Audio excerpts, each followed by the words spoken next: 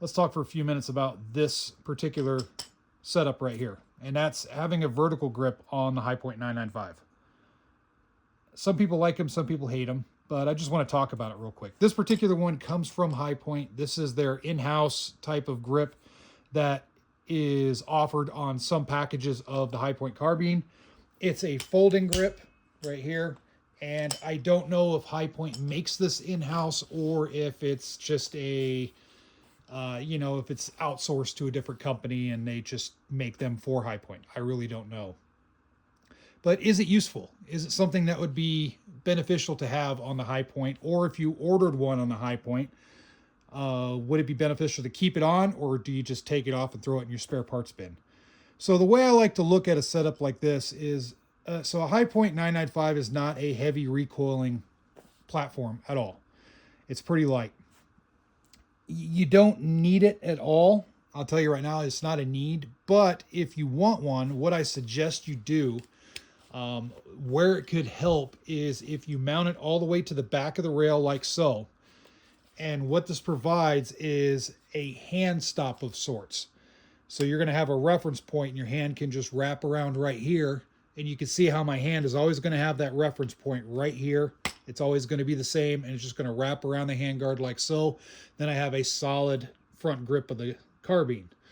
Same applies if the grip is out. If that's your preference, you like to run it in the down position, you can still wrap around like so.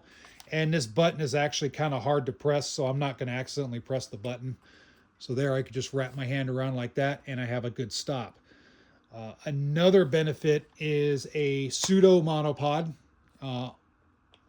With that said, this one isn't exactly the most stable because there is a little bit of wiggle room, but you can use it as a pseudo monopod or a brace up against a barricade if you so choose.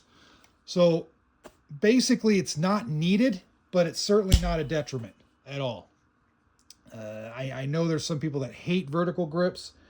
And I'll be honest, I mean, I don't have many of them. I'm not a super big fan, but I see their use. And especially something like this, I do like the fact that it's folding and then I can just basically use it just like this.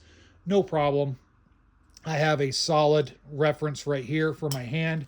Every time is going to go on the same spot on the handguard every single time.